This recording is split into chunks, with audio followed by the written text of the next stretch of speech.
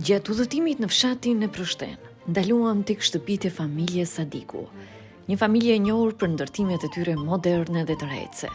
Pamje e parë që të zë syt janë shtëpitë e tyre të stilit modern, me dizajn të pastër dhe linja elegante që dallohen qartë në mesin e shtëpive moderne të zonës. Dhe me jetë që jemi ende në fshatin në Prushten, do të kemi mundësin të vizitojmë 2 shtëpi të bukura dhe moderne të këtij fshati. Këto shtëpi janë një shembull i harmonisë me stilit bashkëkohor dhe traditës së këtij vendi, nga arkitektura e tyre moderne deri te detaje që ruajnë shpirtin e ngrohtë dhe familjar. Ne do t'ju tregojmë juve se si janë brenda dhe jashtë.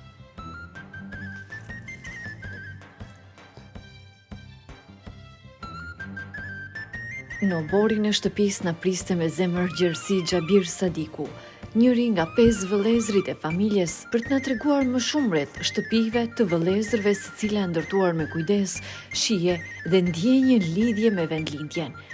Vizitën e nisëm me shtëpinë e vëllait që jeton prej vitesh në Zvicër, Gani Sadiku, një ndërtesë luksoze, me arkitekturë moderne dhe ambiente të brendshme që reflektojnë shije të hollë dhe përkushtim ndaj detajeve. Dhe ne, kjo është hyrja e shtëpisë. Jemi bashkë me zotin Xhabir, sepse familjarët janë jashtë vendit, në gurbet. Do të thënë shtëpia është bosh. Për momentin është. Në cilin vend jetojnë familjarët? Ki vllau i kësaj shtëpie jeton me punë në Zvicër familjarisht. Tash ato janë jashtë? Jashtë janë. Sa po hym brenda në shtëpi, na përfshiu ndjesia hapësirës dhe dritës. Ambienti ishte i gjerë dhe i ndriçuar mirë, me tavanet e larta dhe pamje moderne që të linte pa fjalë.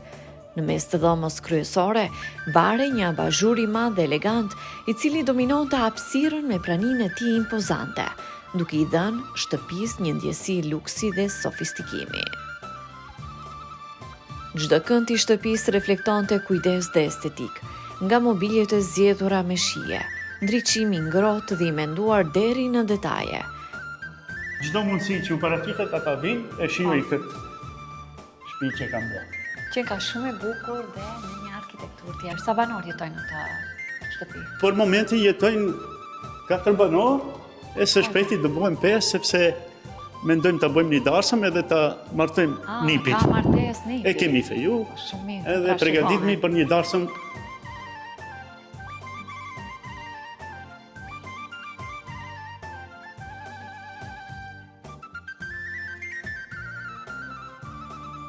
Këtu është një banjo, i thonë banjo misafirësh.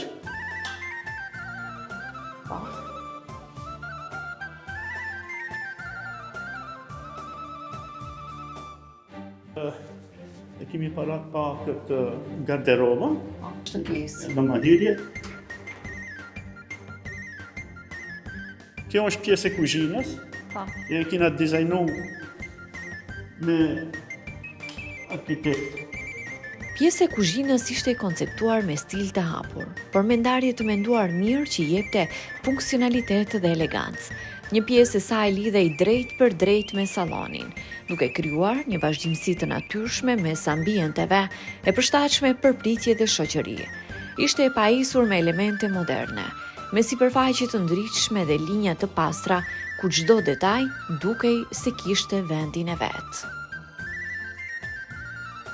Kjo është diçka më ekskluzive, ashtu si mas dëshirës. Nga modelet më të reja. Më të reja, do të thonë, kjo është thithjen e ajrit e ka për poshtë, nuk e ka këtu.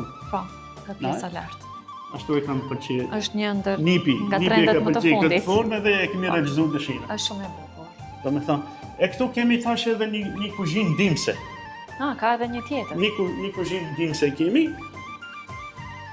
Po pas ka plot hapësirë. Po. Dhe në çdo cep duket përkushtimi i familjes së Sadiki për ta bërë të ambient sa më të ngrohtë. Ngjitëm shkallët drejt katit të sipërm ku ndodhej dhome re e nuses, një hapësirë ndërtuar dhe rregulluar me shumë kujdes dhe përkushtim. Dhoma kishte përmasa të mëdha, me dritare të gjëra që lejonin hyrjen e dritës natyrale dhe jepnin asaj ndjesi hapësire dhe freskie.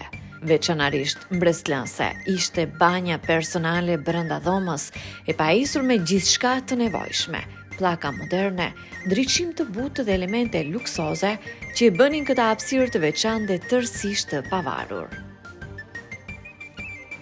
Kjo dhomë ishte përgatitur me dashuri dhe respekt për të pritur një fillim të ri, një antare të re të familjes, në kushte dinjitoze dhe me vlera tradicionale të përzira me komoditetin bashkëkohor.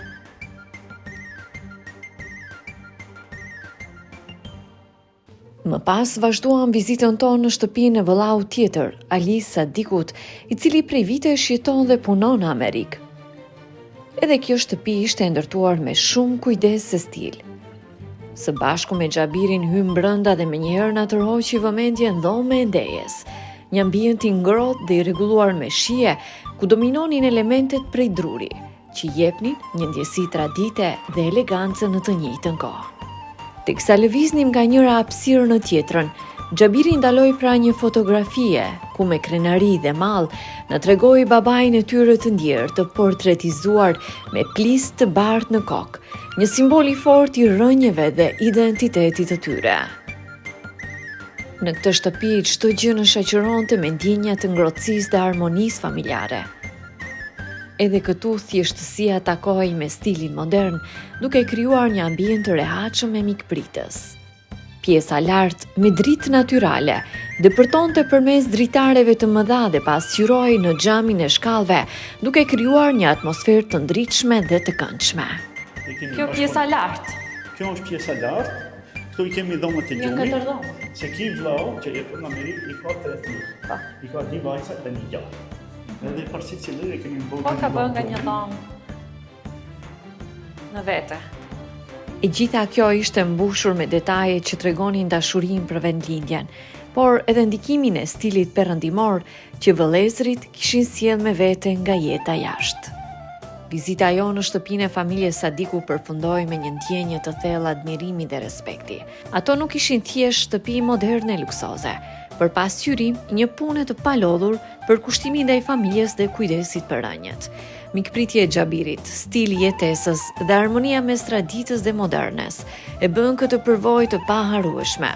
Shtëpitë e tyre nuk ishin vetëm vendbanime, por dëshmi e një historie suksesi që vazhdon të shkruhet me krenari brenda dhe jashtë të vendit.